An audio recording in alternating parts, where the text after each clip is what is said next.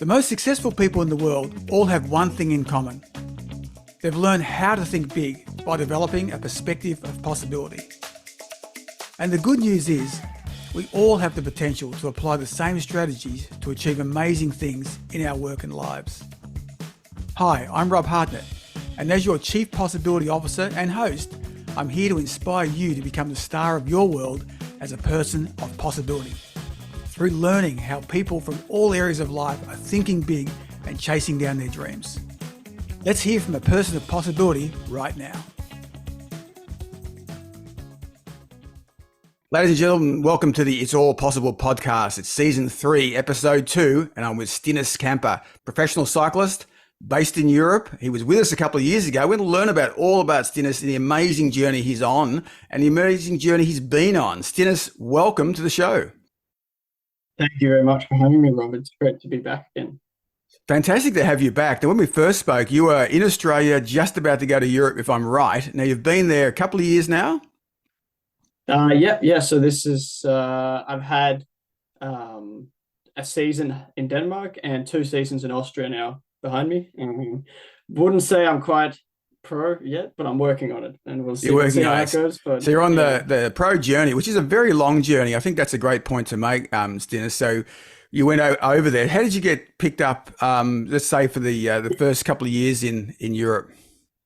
Yeah, so I went over. I'm originally from Denmark, and I went home and rode there and rode well and managed to get onto a good club team where we had a good race program for Danish teams and for Danish races in general. But Denmark's very flat for me, and for me it's nice to get some hills and some climbs. So that's what I'm good at. So that's why I took the step to Austria, and where I'm now racing at Conti level, where I can more or less do it full time, which is pretty awesome. And going back a little bit, I remember you kind of got into cycling. It was pretty fast. I think your progression in Australia, at least, it was not a sport you did as a young child or anything. It was one you got into after doing some yacht racing. You were doing other things in sport as well, going through school in Melbourne. And then we just found this love of cycling. But also, from my perspective, I think you just hinted on this power you had on hills and climbs and mountains has just been was spectacular, I think, here, certainly from my perspective. And I was chatting to a good friend of mine, Matteo, in Melbourne, and he said to me, I said this was coming up, and he said, that's the guy who took my Strava segment here, there, everywhere else. He said, I don't feel so bad now. Now I know who you're talking about. So kudos for you to that. And so off to Denmark, you had a couple of years in Denmark, and then now you've moved to Austria, clearly for some hills, and clearly the love of Arnold Schwarzenegger. You must have gone there for that, wouldn't you? Actually, I'm in Graz, which is where Arnold Schwarzenegger's from. So fantastic. I ride past his childhood house every now and then. Oh, very good. And so the move to Austria, was that with the team, or just because you wanted to get just a better training ground? No, the opportunity arose when a friend from Denmark, who I'd actually met during COVID on Zwift, and he was going to race in Austria, and I sort of just tagged along and got onto a club team with him, and then had a good season last year in Austria at the local level, and did well in a few of the UCI races we did as well. And then I managed to get a gig with WSA, and that allowed me to so last year was completely self-funded and out of my own pocket for everything, and sort of hoping to be able to make a step up because it's not sustainable in the long run. And then I managed to make that step, and then now it's sort of become at least sustainable for me, which is great, and allows me to focus more on just the cycling. I think that's a great point to make. So I think people think, that Stinus is racing in Europe, but it doesn't mean that you're being funded in Europe. I mean, you're earning your way. You have to pay your own way, and it's the same for so many Australians who go over in multiple sports at the first, couple of years, and sometimes it never gets any further than that. So, but you got to give it a go, and you have had that go for a couple of years. And I remember last time I saw you were back here in the polling booths. You'd come back and you were earning some coin back then, and then you were back in Europe. So great kudos to you to make it that step up where it's now sustainable. And I think that's a really nice word to use as well. That's it's sustainable to do what you've got to do, because otherwise you're juggling so many balls in the air. And where is WSA based out of? Where are they based? Yeah, so we're based in Graz, which is the second largest city in Austria. Just close to the border with Slovenia, which is really nice because it allows us quick access to Slovenia, Croatia, Italy, meaning we do a lot of races in those countries as well. It's a really nice city. Actually, I really enjoy. For those who've been to Copenhagen, it's very similar to Copenhagen, which is something I like. And it's perfectly located in near some big mountains, but also allows for flat riding if that's something you'd like. But yeah, it's a good town for living and it's a good town for training, which is perfect. Now, tell me about the training you're doing. So it's off season now for you. Yeah, that's right. Well, I've just come off season, so I'm back into doing some long Ks on the bike. Okay, tell me about what's long Ks for you. What does that mean? So this week, all in all, with the on the bike, I've done just over 23 hours on the 20 hours on the bike and 3 hours in the gym. Okay. So yeah, it's just doing easy. I'm not really doing any. I'm doing a few shorter efforts, but nothing too crazy yet. But today I just did 5 hours endurance out in the snow, which was pretty awesome conditions, but very cold. So What yeah, just temperature are long we case. talking? Entertain me with Uh, what temperature are we talking when you're saying you're riding in the snow? it was realistically probably around like -2, something like that. But I think the real feel, at least my Wahoo, was reading -8 for most of the ride. So yeah, it was quite chilly, quite chilly. Now, what are you the stories I've heard when you're training in those kind of conditions? What are you using in the water bottle? Is it like a hot tea? Is there something you do in there? Because I've heard them freeze if you don't use the right things. I actually that has happened to me before with where the bottles just straight up just freeze. And I think it has to be a little bit colder than that for that to really happen. Today it became a bit stiff, the bottle, and a bit harder to open, but otherwise it was still okay. I mean, I usually don't change it up. I actually probably should, but I don't. Just because for at least for now it's fine. I've heard some friends putting some salt in, some table salt helps. But also if you put a hot liquid in, if you just have standard bottles, it cools down really quickly. Yeah. Um, so for me, it's just if you're trying to drink a bit more often, because then you keep the liquids moving a bit more, which uh, it slows down the process of it turning to ice. But it's very annoying when it then is ice because then you're not drinking for the rest of the ride. Right. Yes, right. And it's not going to Yeah. get any warmer, is it? Through No. the ride. So when you do something like that, like a 5 hour ride, how far are you riding in that 5 hours? It's a lot slower because I'm on a full winter setup. So we've got mud guards front and rear on the road bike, and winter tires, and so it's a bit of a bulky setup. But today I think I averaged around 29. Right. So ended up being around 145 kilometers, something like this. Right.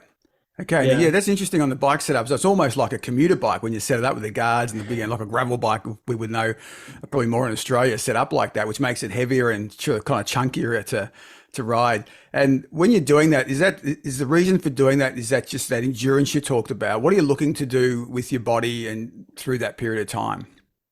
Oh, for sure. It's solely about survival and not getting sick. The mud guards are so good for keeping you dry when the roads are wet, which they are pretty much all the time because there's either been snow on it and sort of because the roads get salted, so often the roads are quite wet, even if it's really cold.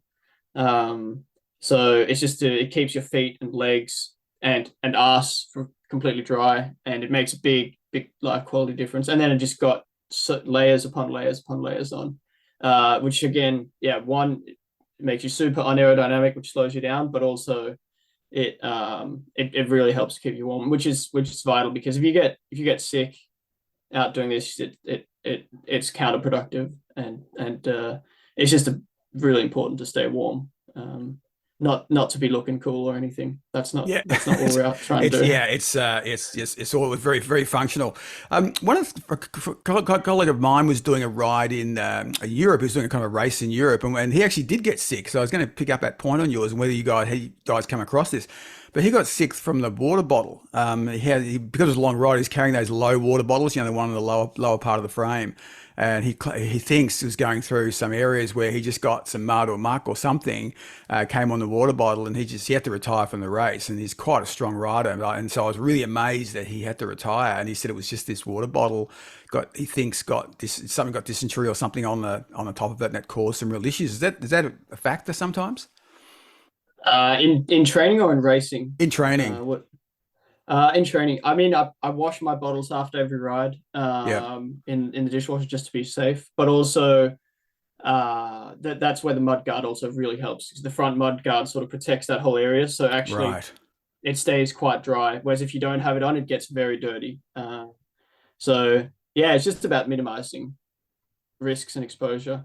Yeah, Um, it's one of those things you don't think about sometimes, and I think that you've made another great point there. Washing your water bottles, after every ride. I don't think everyone does that. I think people sometimes, the water bottles in and out, and we can be so risky. So as a tip out there, ladies and gentlemen, we're not always riding in snow, but please, do keep those water bottles nice and fresh.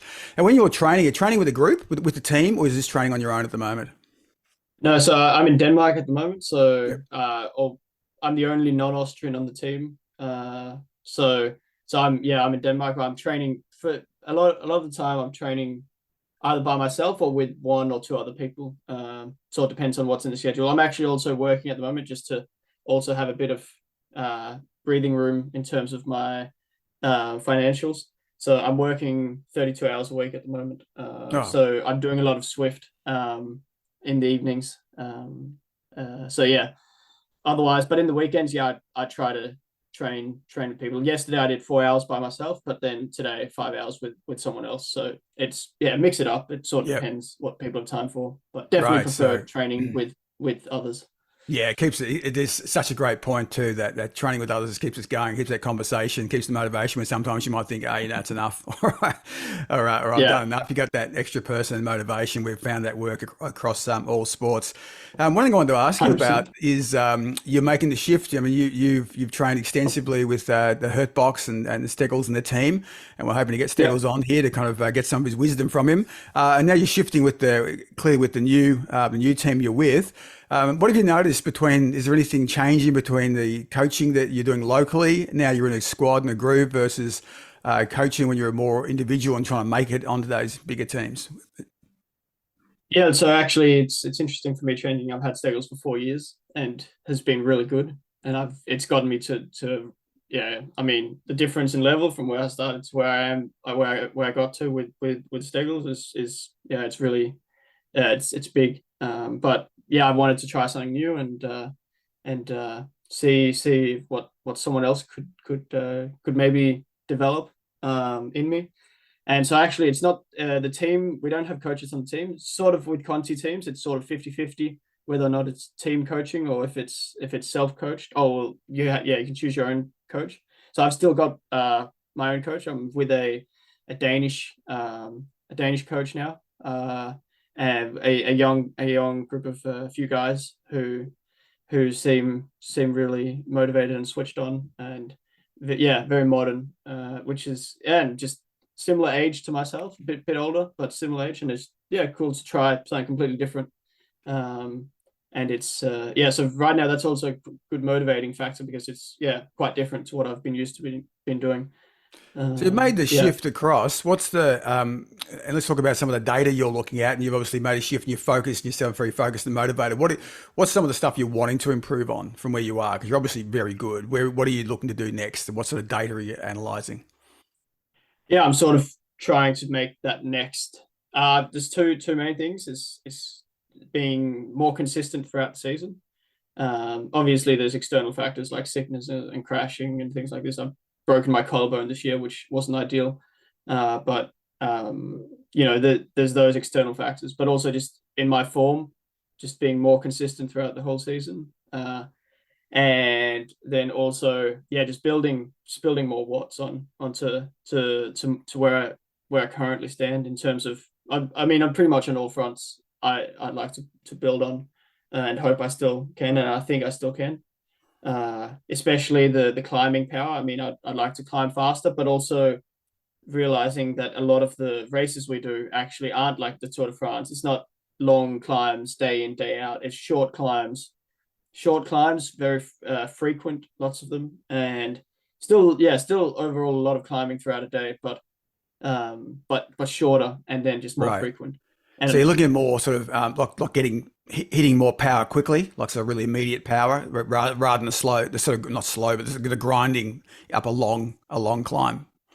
yeah, exactly. It just being more explosive, but also just for the shorter intervals, like 10-minute power, for example, I think is much more important for me than my 20-minute power, for example. But also being more explosive and being able to I can get in the moves, but then also take it to the next level. I guess it's Right. the I'm good at being at the Austrian level. I'm good at being competitive, but then I'm looking to take that extra step up to where I can really be competitive for the nice placings. That's where I'm looking. Yeah, I know. I know. I'm kind of visualizing what you mean in my head now, and just I know what you mean. So being competitive, but also when there's a group go, you can go, but go more. So is that, you're Mm. competitive in terms of when they do go, you can go, but you're wanting that extra bit to probably take that break or to be able to be super competitive. Yeah, exactly. To be aiming for those podiums. Like I've been, top 10 contender for a lot of the Austrian races, and have been there or thereabouts. But then it'd be nice to be consistently in the top 10, but then also better than top 10, being up towards the podium. That's where I want to Right. be, Yeah. So and sort of grab I those. feel like it's possible. Yeah, Oh, exactly. And I feel like it should be possible. But yeah, we'll see. Time will tell. Time will yeah, no, tell. I Maybe think I'm I, wrong. I think you're right. So I think you're right. I think you know what you're doing, and I think when you've got that hunger, when you've seen it, and I think you're really specific, which I like about it. When you're really specific about what I need and where I think I can make the gap, I think there's no question it's a matter. Apart from external factors, it's only a matter of time. Tell me about there was a really good win for your team in Slovenia, if I'm right. One of the sorry, Uh, Romania. Sorry, it was Romania. I think you guys had a great race over there. Tell us about that. Yeah, so Tour of Shetland, it's the race that allowed me last year to go get onto this team because I performed quite well there last year, uh, on both the stages and on the overall GC. But this year we came with the actually already preseason we had talked about that we wanted to win this race. It was high on the list, and it's not because it's the biggest race or of the season or anything, but we just knew that we actually have what it takes for sure. We knew that it was possible for us to win this race, and so we really had this hunger to do it. And yeah, we came down there with not with a full team. We were one guy down, and we knew that we had Martin, who was just absolutely flying, and we came with a good group of we came with three helpers, one being myself and another Thomas and Stefan's really good on the flats, can just keep good position and just be up there. And then we had myself and Thomas to just absolutely launch the climbs, and that's basically what we did on the last day. Martin manages to win stage two, I believe, and then stage three, uh, we're still behind on GC, but we just know that if I just and Thomas we just launch it full gas up the climbs, the Italians and the other continent teams, like then it's the maths on the climbing ability just doesn't add up. If we just go all out on every single climb, at one point the elastic must snap, and that's what happened. And Martin, with about 30K to go, rides off in a very small group, and then uh, myself and Thomas were just marking moves and disrupting the chase the rest of the way to the finish. And yeah, we managed to clean up GC, the first GC win for the team in 22 years, I think it is something like that. And yeah, we're just super stoked really to be yeah to just be a part of that, and just really perform well. It Fantastic. I mean, what was a good feeling. ecstatic. You must have got, I mean, and what I really like, a couple of things, if you're, people are listening to this one, I really like the way you talk about it, the win being, like the first in 22 years and the way you did it. Yeah. But what I like about, the way you're doing it, is you're talking about kind of a measured celebration. It's like you have these peaks, not sort of having peaks and troughs of like, oh my God, it's the best thing ever. And then, oh my God, we're so depressed over this. It was a great Mm, win. We went there to win. We did what we did. And, we had some great, and it was a fantastic outcome, which is so important to kind of keep yeah. a level head. And I've noticed that with a lot of the really good cyclists that, if they have a win, it's like really great, might pop the champagne, but then they're back onto the game again. And I think that just is coming through for you. In Mm. reality, though, what a great win. The other thing I liked about it, and you kind of talk over it, and sometimes for people though, Stinus, it's a really interesting point. You had a great team makeup. The way you ran that through then was you had a couple of good climbers, you had some great guys on the flat, you had some good GC, and you had someone who was flying, who ended up really, really flying. That makeup is so important to do that. You take us through a bit more on that. Yeah, so I think for sure the makeup is super, super important. But another thing which I really, really feel, and I genuinely mean this, that we've really nailed in the team is we have like amazing team spirit. Don't like, we don't really care who wins. We're able to put personal ambitions aside to just go all in for this common goal. And we all like, we're all happy if it doesn't matter for us who of us wins, as long as we can win or do our best result possible.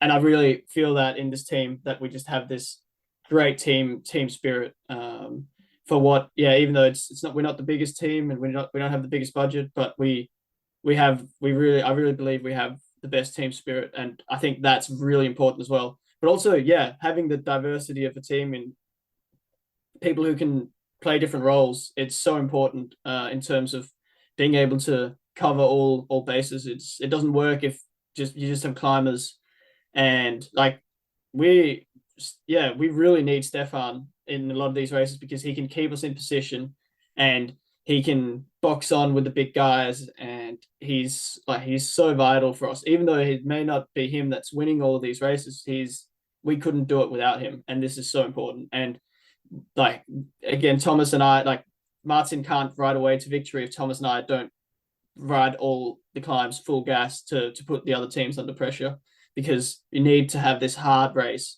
for Martin to be able to go away. So that's just it all just comes together. And when we have a good plan, we just stick to it. And yeah, I think that's something we're really good at in this team is committing to the plan and just going all in for each other. Like that as well, another great one. Committing to the plan, but also that part where that's the team spirit and what I would call is team culture is probably a good word to use for you guys. Where does that come from? Because there's Austrians and then there's you there. Where has that spirit and team culture come together? And it's a good question. Yeah, I'm not sure. It's just come super naturally. I think we're all sort of with it. I mean, yeah, it's a good question. What makes it special in our team? I think we're a small team. I think quite helps. Like the start, we're not that much. In reality, there's one DS and two, one mechanic and one soigneur. That's really and the DS is also the team manager. So it's a small setup, but I think it makes it. I haven't been on many country teams, so it's hard for me to. I haven't been on any other But it's a country teams. It's tight hard for group. me But to you've compare. been But around good yeah, it's sport tight. though. Yeah, it's a tight. I think what you're getting at, it's a tight Yeah, team, which makes it as you grow, you're always got to be careful. Who you bring in. I remember I've worked in a couple of startup businesses, and when they're small and tight, and you're all really focused because you understand every customer because you don't have many. Yes, you understand every customer. You understand each one of you there. As you grow, that's the trick is yeah, to scale and bring people in who not necessarily people say, oh, you should bring someone in who fits our culture. I always say, well, really? But how about we bring someone in who will add value to the culture, take us to the next level? And I think that's yeah. you'll grow into that kind of thing. But right now you've got that good spirit. Yeah, 100%. And I 100% agree. And I think another thing is that everyone sort of gets to have a say in the plans and in like what people want to do. Like it's not just this is what you're going to do. We make the plans together, and everyone's very included. Everyone gets chances throughout the season. No one goes the whole season without having been allowed to try something and to get their own opportunities. So everyone gets to have chances, and we really share the love around. And I think that's special. I think that's such a Yeah. huge point you've made, and I think that you've probably answered your own question about what it is. That's a really important point where people feel that they contributing to it, they get heard. Yes, there's one thing about being listened to, but there's actually anyone doing anything. But you ask for your opinion, everyone contributes to it, and also everyone gets a go at it. So there's not one just rock star who's we're all there slaving away for. We've all seen those teams, but I think that what you're talking about now is a really great one where you can all contribute. You all feel you're involved, you're motivated because you're part of the plan. The plan's not somebody else's. The plan is yours, and you live and die by the plan as well. But you also get to have a go. Is there anything on from the team management point of view? I guess I'm looking at it from who's managing the team and managing the rides. When they're looking to recruit people, is there anything they look for in people? Like what were things they were looking for in you when they brought you on? I think it's a lot of it's based off recommendations from other riders. At least that's part of how I go into the team. It's sort of word of mouth, and I mean obviously performance is a big aspect, but also no one no one gets signed who hasn't been seen in action. Like they go to the race. Like if you have to be, you can't just come from France or Spain or Australia for that matter and just go straight onto the team. Like they want to see, you could be doing all the watts in the world. They want to see you race. And then the best way to get onto the team is for recruiting is simply to beat them. If you can beat the team, that's the best way to get Great onto the point. team. Yeah. Great point. It Yeah. it's true. It's true. And then be just talk to people. I think it's important, and just talking to people and show what let the legs do the talking is also Yeah, but um that cultural fit where they yeah. see you racing, see your racecraft also, but see what you like as a rider, because there's so much Mm. for you. Have you done much stuff in terms of media training and things like that for like how you present as a team, and is that something that they take you through as well? So when you're like, in other words, you're on bike and off bike, it purely it's just on bike at the moment. No, we do no outside, no media training or anything. I mean, the Instagram account is run by one of the riders on the team, and we just, I mean, we just do whatever we want on that front, Yeah. basically. So I mean, we still have some interviews, like a tour of Austria. I had to do media duties a few of the days because due to the mountain jersey, and yeah, we have team presentation at the start of the season where all the sponsors and the media, the local media comes, and we get into the newspaper and things like this, which is so it's sort of just, we just get thrown into it, and then you just have to just talk. Well, it's an And important part, isn't it? yeah It's all part of why you're there and why you can get funding and the like through that. Tell me about some of the riders coming through. You talked about how we come through and how you get on teams, but we've seen recently some of the guys doing outstanding Zwift, performances, and from that, and then look, and the pandemic certainly assisted that. But what are your thoughts on some of those riders coming from Zwift and doing unbelievable results on Zwift, which is the home trainer for those people who aren't aware of what it is? But there's global races and things on Zwift. And any thoughts on Zwift moving across into road racing? I mean, I think Jay Vine is a perfect example of how well that can go. I think the Swift Academy is real. I think what they're doing there, it works. The winner from last year, Luca Vigolito, I've raced against him a lot this year, and his performances are crazy. He's so strong, and it's really really impressive to see. And he's straight out of the Swift Academy. I think joining he was on the Alpecin development team, now on the World Tour team.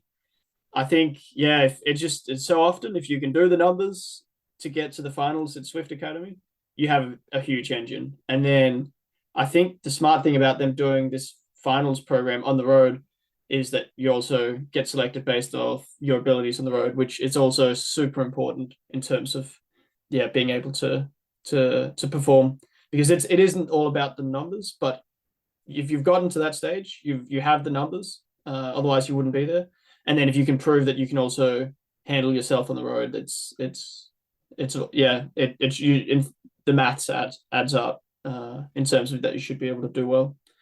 So it's now real, isn't it? I think that's the point now. That the Zwift Academy, when people looked at it, oh well, it's not quite right. They benchmarking, and there was a lot of questions early on. But now I think, and I was talking to Steggles about this as well. It's real, like as you said, it's very real. It is reflective, and yeah. But I do think you're right. I think doing the final on the road, but it seems to be translating, which I think is fantastic news for those people, who have those conditions where you can't get out, or in your case, you seem to go out in any conditions. But I think most people enjoy the light at -8. But you're out there. I'm a bit like that too. I think if it's between a Zwift and a ride, I tend to always do the ride. It's probably the right thing to do. But so I just like being out. So I think there's probably more of a mental health thing. I think when I'm out rather than still stuck at home, even though the conditions might be a bit average. Yeah, I mean, for sure, it's very hard to beat out on the road, and the conversations you can have with people, the social aspect, and the yeah, just life and observing things more than just the computer screen. That being said, Swift is a great tool and is like for sure. I wouldn't be sitting well. I wouldn't be in Austria without Swift. That's for sure. Because then I wouldn't have gotten to know Daniel, who I went to Austria with last year, and then I wouldn't be So sitting in you the met him position on I am now. Zwift? So yeah. Oh So wow, we were that's on the same. We fantastic. were racing on the same Zwift team for a while. That's fantastic. I didn't know that. That's really cool. Yeah. So yeah, that was on the same Zwift team, and then due to that, we're now. I'm here. Otherwise, yeah, without that, I wouldn't have been here for sure, 100%. Yeah. And yeah, I think that's something that's really important. It's, To recognize how important Zwift is, and it is a great tool, and like I've done nearly 10 hours on Zwift this week still, wow, so that's I just love good. your regimen. And if I correct me if I'm wrong, now I was reading some data. So you're 1.8 meters tall, 59 kilograms. Am I right? It's pretty Ballpark. close, yeah, Pretty yeah, close. ballpark. The weight goes up and down, but it's ballpark, yeah. Oh, thank you, because I was wanting you to be human. Sure. Because No, it's I was talking to a couple of my sons, and a couple of them, and that going, "Oh my God, yes, can you just check with him that there's no sort of misprint?" Which is fantastic. Tell me, is there some what's your diet like? I mean, is there things you just stay right away from? And when you say it goes up and down a little bit, give us some sort of thoughts around that? yeah. So actually, food is and this is some people will probably disagree with it how I do this, but actually, for me, it's very important to have I really like food, and it's important for me to have a healthy relationship with food. So I don't weigh my food or anything along those lines. I make sure I eat well, and I make sure to eat enough. I think it's really important, and I just really just fuel up. I sort of can. I mean, I look ballpark at what I'm doing. If I'm doing an easy day, I usually don't eat as much as when I'm doing a big day, but that also comes naturally because I'm more hungry on the days where I train more. But for me, it's really important to just eat good food and eat enough of it, and I think that's the main part. I don't want to be caught up too much in counting carbs and things like this, because I think it can get in your head, and then it can get to a point where it's not where you don't enjoy the food. And for someone who really likes eating, I think it's not where I want to end up. So I really, some people say this is something I could optimize on, but and for sure probably would be in some aspects, but for me it's mentally also important to just eat. that's Yeah, I love that's it. that's what I I, do. I like your Yeah. point there. You said it really well, which is have a healthy relationship with food. I thought it was a really good point because that keeps your mental health well, and you're happy because nothing worse than suffering through things. I think Yeah. that's really cool. Just tell me a couple of little things before we wrap up. Just on the data, when you're looking at your data when you're climbing, or if you're doing a time trial, because I know you're a very good time trialist as well. Is there anything shifts? Do you look at different data when you're time trialing versus when you're climbing? Yeah, so I assume when you say climbing, you mean in racing. Yes, in racing. Yes. Yeah. So in racing, unless I'm in a breakaway, I don't look at any power. I look at distance and time and the map of where we're going, because a lot of our races are A to B. So I have the course loaded onto the head unit. So they're the only two things I look at in a road race. Yeah, unless I'm in a breakaway, then I also look at I look a lot at time and power. Right. Um, and for time trialing, I look at pretty much just power. At power, yeah, that's pretty much all I look at And just for trying time to keep trialing. power consistent through that time trial. Yeah, I mean, depends on the time trial, but just keeping to if I make a plan and then stick to that plan and not go overboard. I think it's really easy to go overboard in time trials and blow up. So And that early yeah, on, for or me, it's is there when you say go overboard, is it just take me through why you would go overboard? no, just when the adrenaline gets you, you get excited and you can't feel the chain, and you just think you today my FTP is just 100 watts more, and you can just easily it's very easy to go overboard, and then yeah, you just the lactate gets to you, and it's just um yeah, you just explode. Yeah, So it's and if you do that too early into a race, into a time trial, it's a long way home, and you can lose a lot of time. So yeah, it's important to keep it dialed, maybe not dialed back, but where you want it to be or where you plan for it to be. And yeah, I yeah. mean, at the end, you go crazy at the end, but When you can make see sure the you end, you keep can it to go the end. crazy. But I like that one about it's really the head, really the heart. Sometimes isn't it that adrenaline? You're there, you think, oh, hang on, this is my day, and the plan goes out the window. This great plan that you or your coach or you yourself put together. I think it's a really good point. Sort of watching that day and go, no, hang on, I've got to hold it back, and keep into that. Which so shows you again, it's a very human thing, isn't it? That you kind of want to explode. It's one of the funny things. When I first got into cycling, I was on a bike and someone said, "Oh, we're just going to ride down to here, but then we're going to then you can really open it up." After this point. And when you've ridden motorcycles like how I have, I know what that means opening up, but on cycling, it's opening me up. Like it's opening up means like it's you, the body. And as you said, the elastic band can only go so far and stretch. And I Yeah. think that's one of the first things I learned was like, yeah, okay, so that can go down, that can kind of like explode really quickly, and it doesn't come back. Like you're just gonna have No, to. It's a long way to the finish if you do that. once you've been there, it's yeah, it's pretty much impossible to come back um, from it in at least that day. So it's Yeah. important to try not to go there too soon. All right. So winter training now. When's the race season proper start for you? Yeah, 20. It depends. I'm not sure what exactly is my first race, but it can be from the 28th of February. So pretty early. Oh, that is early, and that's why you've chosen not to come back to Australia this year. I think you said you're staying in Europe. Obviously, you've got work over there Yeah, clearly, which is good, but you're obviously staying there, so because that season's going to come around pretty quickly, I imagine. yeah, exactly. And then just it's easy to get carried away with a lot of racing in Australia at this time of year, and it's counterproductive, I think. And also, I wanted to stay in Europe. I wanted to, yeah, I had to decide to stay here, and I really like being here. I'm going to go to Graz next week actually, and see friends and yeah, and just people I care about in Graz now, which is great. And Well, it's you'll have just to take a pic it's of awesome. So Arnold's old house for me. I must yeah, big fans of Arnold, so that would be quite special to ride past his the childhood home. And for sure. plans for so 2024, 2025. You still hoping to be in Europe next year and the year after? That's the plan. I mean, for next year, I'm already locked in. So Yep. yep. And then I'm taking it, taking it one day at a time at the moment. So we see what happens. Yeah. Yeah, fantastic. Now, you talked about a little bit earlier about social media. Where can people find out and track the progress of you and the team? What are some socials for us? Yeah. So on for me on Instagram is probably the easiest way to keep up with me.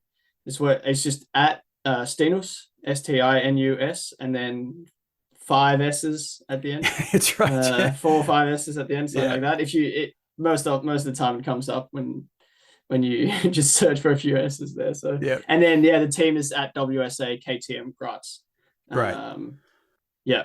Well, we'll So get those in the that's show us. notes as well. But yeah, Awesome. so a couple of good social. And the good thing about it, ladies and gentlemen, as you just heard there, the guys do their own social media. So what you Yeah. read and hear about and see is the raw emotion of the team who are really running it. There's no social media manager or some advertising agency putting it together. Not just yet. Those days will come, I'm sure. But look, it's been fantastic to chat to you again and see the progression you've made. It's just been absolutely brilliant seeing where you've come from. I noticed also, I saw some great pics from you guys on holidays as well, and clearly your sailing was very helpful there in the big boat you had Yes. somewhere you were cruising around somewhere very warm. Where was that? Where were you doing that? Yeah. So sailing for a week in Croatia, and Nice. wow, so nice. I had 4 weeks completely off the bike and just literally not touching it, not thinking about it, and it's just super nice to just switch off. And one of the best holidays I've ever had was just cruising around Croatia on a 40 foot 40-foot Bavaria in Croatia. Was just an amazing way to do that for a week with friends. Yeah. No, brilliant work. Well, keep up the good work. I do hope the weather improves for you, although I'm not so sure for a couple of months, but you keep it up there. Stay safe is the most important thing too when we're on the road, because it's important over there. Stay safe, do well. We're obviously watching you, and you got a huge fan base in Australia. You know, I'm sure you know that. You got them in Australia, you got them in Denmark, and now you're going to get more in Austria. So thanks so much for jumping on the show with us, and we'll best of luck for the future. Awesome. Thank you so much, Rob. Really, appreciate it. And it's always great to talk to you. Hopefully we can do another update sometime. It's been For great. sure. No worries. I hope you enjoyed this episode of the It's All Possible podcast. You can contact me at rob@robhartnett.com or my website, robhartnett.com, or on LinkedIn. Remember to check out the previous seasons and episodes of the podcast and the show notes for more details on this episode's guest. For more inspiration, remember to check out the It's All Possibility playlist on Spotify, which contains a collection of upbeat, positive music I use for inspiration in my live performances. Until next time, live with passion and a perspective of possibility.